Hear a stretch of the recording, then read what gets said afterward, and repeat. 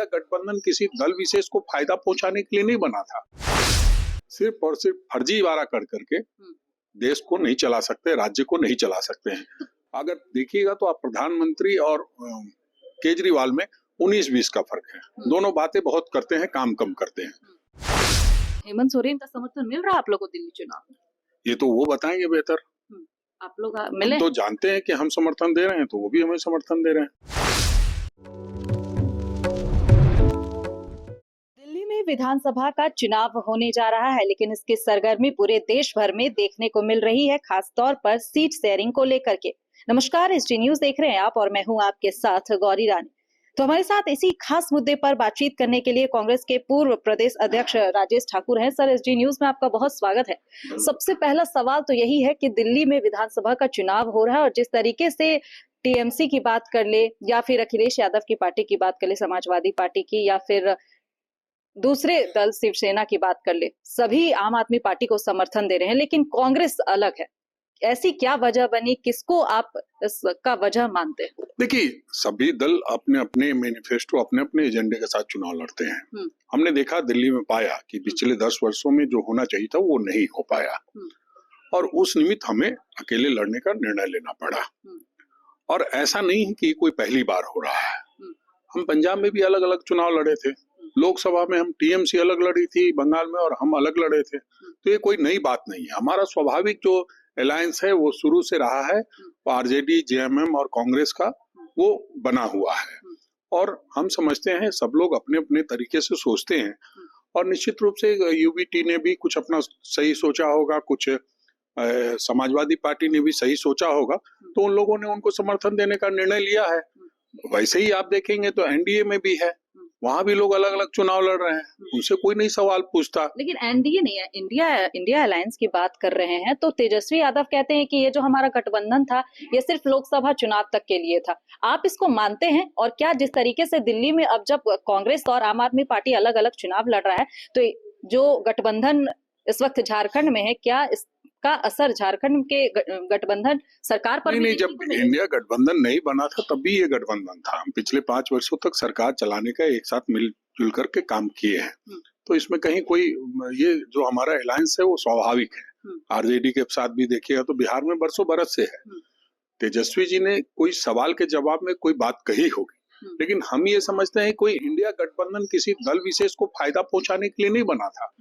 आम आदमी को केंद्र बिंदु में रख करके जो लोग परेशान थे इस केंद्र की सरकार से, मोदी नीति सरकार से, भाजपा नीति सरकार से, उससे लोगों को राहत दिलाने के लिए आदरणीय राहुल गांधी जी ने जब 11,000 किलोमीटर की यात्रा की, उनको लगा कि आम आवाम परेशान है, तो उस निमित्त हम लोगों ने एक गठबंधन तैयार किया और वो प्लेटफॉर्म है लोगों के दबी हुई जवान को बुलंद करने की।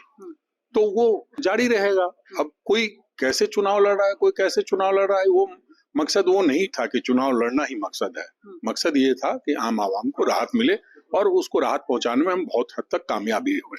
लेकिन राजनीति एजेंडे को आप कैसे देखते हैं? दिल्ली में अब जब कांग्रेस अलग है तो इसका असर झारखंड के गठबंधन सरकार पर भी पड़ेगा क्या? क्योंकि झारखंड मुक्ति मोर्चा फिलहाल ये रुख तय अभी तक स्पष्ट नहीं कर पाया कि वो कांग्रेस के समर्थन में जाएंगे या फिर आम आदमी पार्टी के समर्थन में जाएंगे। देखिए, वो तो उनका विषय है, उस पर हमें कुछ नहीं कहना है, वो उनको तय करना है। हम लोग ये जानते हैं कि हमारी यहाँ गठबंधन की सरकार चल रही है और वो पिछले 5 वर्षों से चल रही है। ऐसा नहीं है कि केजरीवाल जी की सरकार का हम पहले से विरोध करते नहीं आए हैं। हमने लगातार विरोध किया है। जब भी वो कोई गलत काम किए हैं तो उसका विरोध हमने किया है। हाँ, ये जरूर है कि जब कोई मुसीबत में रहता है तो कांग्रेस पार्टी हमेशा उनके साथ रहती है और वो कहीं ना कहीं हम लोग भी जब उनके मुसीबत का समय था उसमें साथ रहने का काम किए हैं। लेकिन सच्चाई ये है कि आप सिर्फ और सिर्फ फर्जीवाड़ा कर करके देश को नहीं चला सकते, राज्य को नहीं चला सकते हैं। अगर देखिएगा तो आप प्रधानमंत्री और केजरीवाल में 19-20 का फर्क है। दोनों बातें बहुत करते हैं, काम कम करते हैं।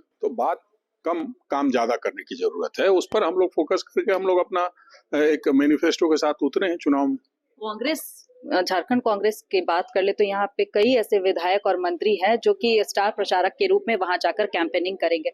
झारखंड मुक्ति मोर्चा से भी आप लोग जाकर बातें करेंगे और उन्हें भी आग्रह करेंगे कि वो भी आए दिल्ली चुनाव में सपोर्ट करें। आपको क्या, आप क्या समझते हैं कि कल्पना सोरेन आज के डेट में एक स्टार प्रचारक है, परिचय की मोहताज नहीं है, लोग उन्हें सुनना चाहते हैं। तो क्या कांग्रेस कल्पना सोरेन को दिल्ली में स्टार प्रचारक के देखिए, ये रूप तो में हम लोग ले मिल जाने बैठ की करके इच्छा तय रखता है? करेंगे, उनकी व्यस्तता देखेंगे और अपने हम लोग जरूरत देखेंगे, उस हिसाब से वो सारी चीजें तय होंगी।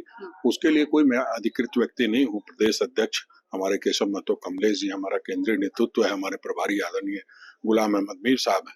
अगर कोई निर्णय लेते हैं तो निश्चित रूप से झामुमो उसमें हमें पूरी ताकत देने का काम करेगा। तो हेमंत सोरेन का समर्थन मिल रहा है आप लोगों को दिल्ली चुनाव में?